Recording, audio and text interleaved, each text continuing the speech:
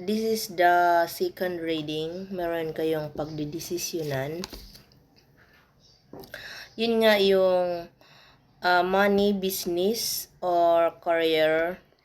Judgment, answering the call to action creates new opportunity. So, merong bagong opportunity darating sa buhay nyo. May purpose sa life nyo.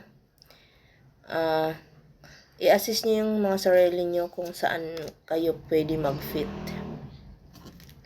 So, fire sign, no? Mga fire sign, ganun. Virgo, Taurus, ito yung mga kapalaran ninyo. The Hermit. All life's answer are within you. So, yun na nga guys.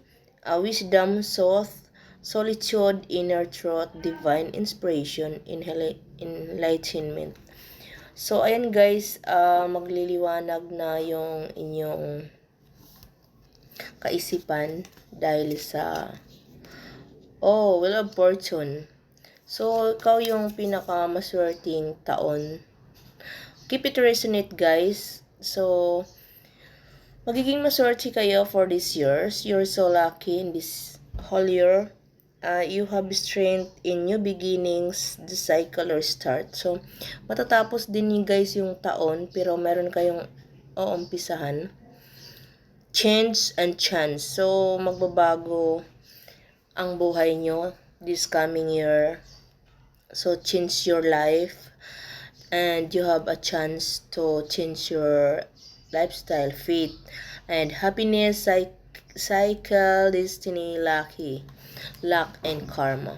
So, ayun guys, magbabago yung takbo ng buhay nyo. So, guard and against deceit and concealment. So, mag-ingat guys sa mga taong may lihim na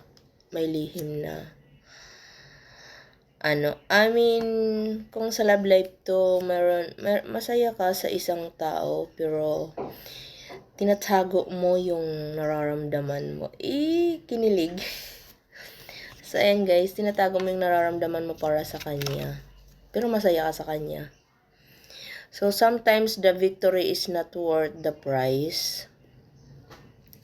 So, this is the Earth sign, Aquarius, 5 of Swords. Magiging masaya ka pero may lungkot na nadarama. Ano yun? So, this is your reading, guys. So, keep it resonate. Everything has turned out well. Enjoy your success. So, magiging success talaga